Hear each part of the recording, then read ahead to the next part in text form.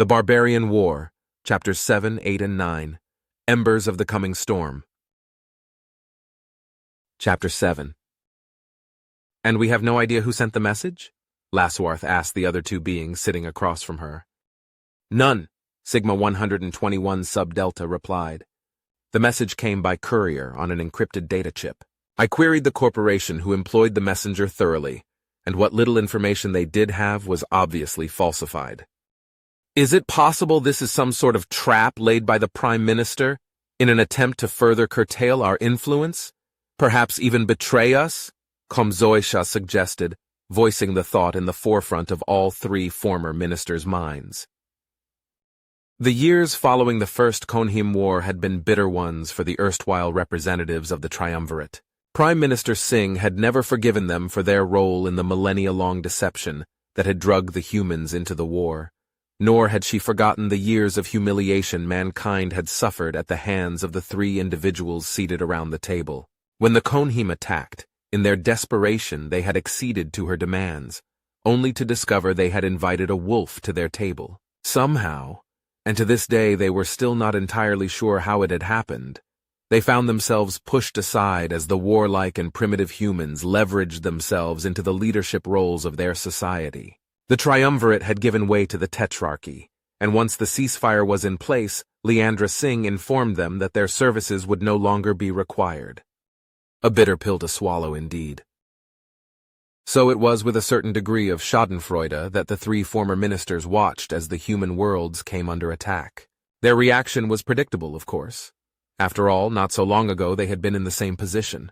But as the fleet charged off to do battle once more, a curious state of affairs began to arise in the old triumvirate worlds. Were these attacks retribution for humanity's involvement in the last war? Was it possible the Konhim had found a new enemy, one both willing and able to fight back? And what did this mean for them? But it was the arrival of the encrypted chip that had galvanized them into action, a request for a meeting by parties unknown. The details were scanty, but the mere fact that a request for an audience was specifically directed to the defrocked and disgraced ministers spoke volumes. The location was a nondescript warehouse on the outskirts of the capital, and the discovery of the imaging unit upon their arrival suggested they would not be meeting their anonymous associate today. I do not believe the Prime Minister, and even now it was still difficult to keep the acid from her tongue as Lasworth named her, would feel the need to involve herself in such an obvious attempt of entrapment, if for no other reason than there is no reason for her to do so. Should she choose, she could simply have us arrested. Such an order would require a majority of the minister's approval, Komzoisha pointed out. And do you doubt the sycophants Singh appointed in our stead would refuse such a request? Sigma 121 Sub-Delta said bitterly. Despite being an artificial life form, the Ronin were just as capable of expressing emotion as the Sartor and Ophiptera were. No, Lasworth snorted, not for a moment. Komzoisha considered that response and slowly nodded. Then we must assume this contact is legitimate, at least until we are given further evidence to weigh. Before either of his associates could respond, the imager came to life. But where normally a projection of the individual transmitting would be seen, instead, there was only darkness. The three former ministers looked at each other in confusion as a heavily filtered voice began emanating from the device. Greetings, ministers, the voice said respectfully. I must apologize for keeping my appearance hidden, but these are dangerous times we live in. I crave your indulgence and hope you understand the need for circumspection. You have us at something of a disadvantage, Sigma 121 Sub-Delta replied. After all, you know who we are. I regret the necessity, and in time I hope that it will be safe for me to reveal my identity, the voice continued. Until then I must insist on preserving my anonymity. Each of the three wrestled with that requirement, until finally Komzoisha spoke. For now, he said grudgingly. Since it was you who contacted us, perhaps you could explain why?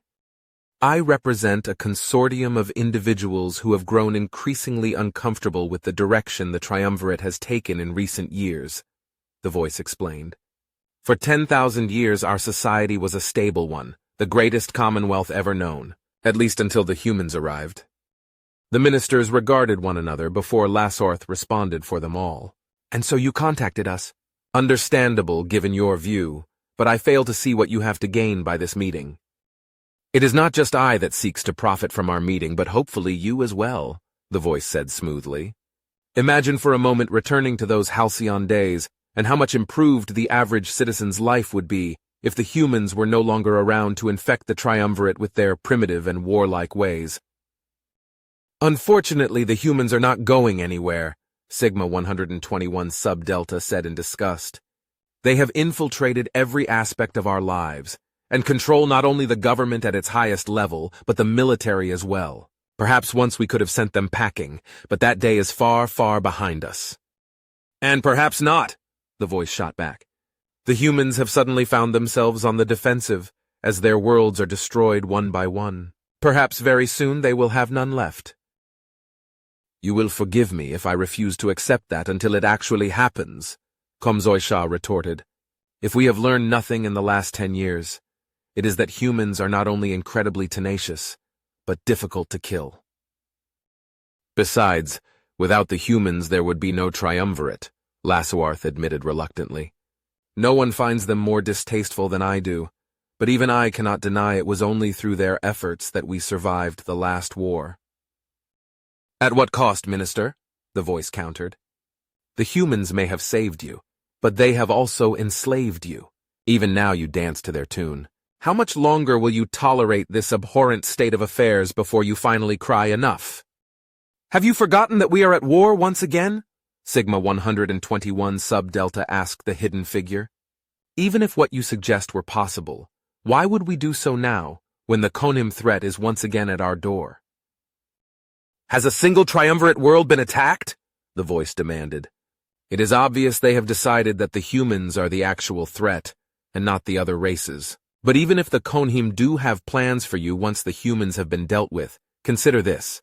Both they and the humans are almost equally matched. Once each has destroyed the other's homeworlds, who will be left? Who will be in perfect position to reassert their control when they are gone? Komzoi gave his companions an appraising look, before regarding the figure thoughtfully. Just what is it you propose?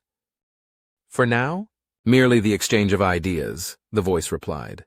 But as this war progresses, as each side grows increasingly desperate, it is quite possible we will find ourselves in the position of doing something about this situation. You have contact with many individuals and organizations that share your feelings, whereas the organization I represent has access to materials that may prove useful when the time comes. The silence that followed was pregnant with swirling and conflicting emotions, as each of them struggled with how to respond. We will consider your proposal, Laswarth said at last.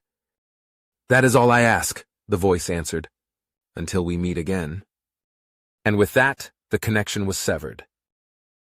Diaksh Chugaz. Uidan chortled with delight as ministers faded from view. They would take the bait, of that he was certain, and when they slid their blade into the back of the Tetrarchy in the hopes of reclaiming what they had lost, they would seal their own fates. Chapter 8. Musashi pressed a glass into the former Konhim leader's hands before pouring one for himself. I don't know if your species uses alcohol recreationally, but you look like you could use a stiff drink right about now, he said gently. Jiaj accepted the tumbler of amber-colored liquid, giving it a cautious sniff. After a moment he raised it to his lips, letting the fiery liquor play across his tongue. My people make something similar, he said after a moment, as he took a second sip. Thank you. You're welcome, Musashi smiled, easing into one of the available chairs. He looked over at Nasat, indicating his glass. The Sortor waved him off. My species lacks your tolerance to ethanol, he explained. Suit yourself, he shrugged, as he took another drink. He glanced at Tango, who had made herself comfortable at the table and was now disassembling and cleaning a rather impressive array of weaponry. Her own glass sat untouched at her elbow, as her full attention was currently on the sniper rifle she was lovingly administering to. Greybird is working on some new modifications to his equipment as per your suggestions, Jiaj, Musashi explained. We'll touch bases with him in the morning and check his progress. And the other one? Jiaj asked carefully. I told Whisper to go amuse himself somewhere, which means we'll probably be hearing from the MPs shortly, he sighed. But he won't be bothering you anytime soon if that's what you're asking. At least until we start prepping for our first mission. Giage took another long drink before setting down his glass. If I told you I was looking forward to it, would you believe me? Not hardly, Musashi chuckled. The former Diaksh nodded before turning to Nasat. When I said I owed you a debt, this is not what I had in mind. I know, the Sortor said sadly. This was not of my doing. Unfortunately, I am under orders. But as much as it pains me to admit it, Admiral Fujimoto makes an excellent point. Your knowledge and skills could prove valuable. I have no doubt, Giage said dryly before turning his attentions back to the human. Just where did you find your associate? He asked. Whisper was assigned to us, much the way you were, Musashi replied. As for his background, I've learned not to ask. Why? Giage inquired. Because he'll tell you, Musashi said uncomfortably. In detail, Tango chimed in, not bothering to look up. Giage shook his head.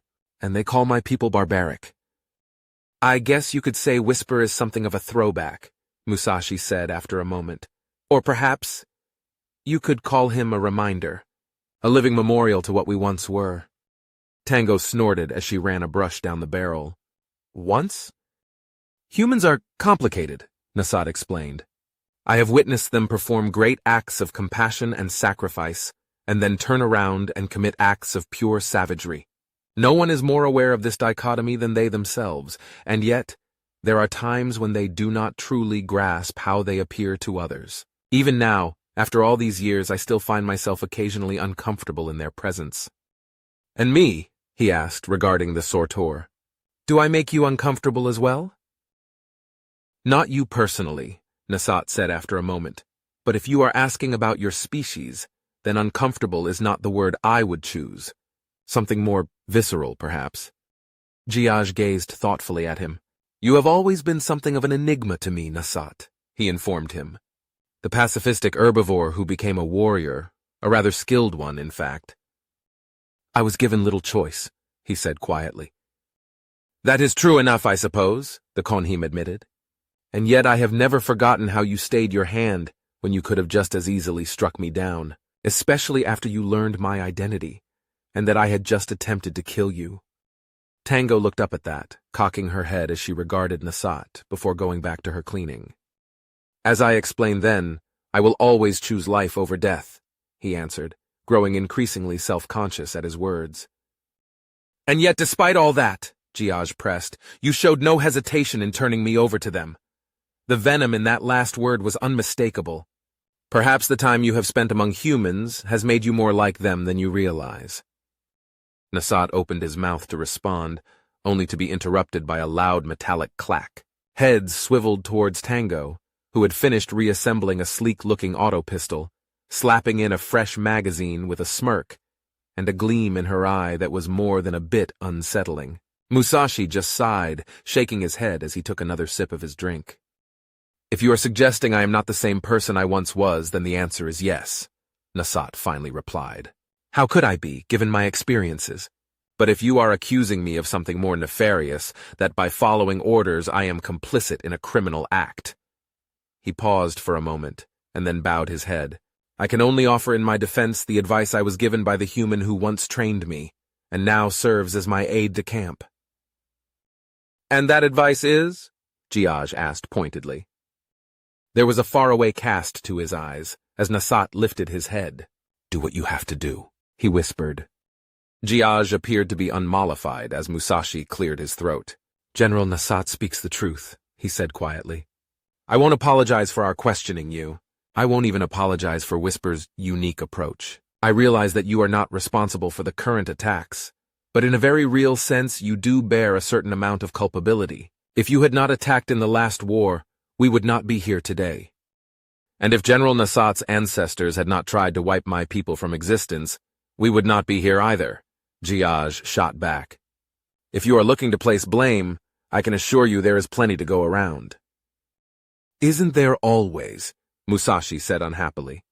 But this time, your people have crossed a line. Had they attacked using more conventional means, we would still be outraged. But this... He shook his head slowly. Giage, The very nature of these attacks have aroused something in humanity, something dark and ugly. You thought Whisper was bad? Try picturing a billion Whispers, all coming for you. Despite himself, Nasat shuddered. Musashi nodded in understanding. I was there on Yuzonks, you know, he continued. We were dropped in, the four of us, before your forces landed. We watched and recorded every atrocity for weeks, until Nasat and his team pulled us out. The tone of his voice had become decidedly unfriendly. Whatever you may have suffered at our hands pales in comparison to that. The temperature in the room suddenly seemed much cooler as the gloves came off. Nasat rose to his feet, ready to intercede and stop things from getting any more heated, when they were interrupted by a chime from the console. A press of a button, and Admiral Fujimoto's face appeared. We just received word from Marshal Antuma, she said grimly. There's been another attack. Nasat closed his eyes. Where? He asked softly. Her gaze lingered over Jiaj before turning back to Nasat.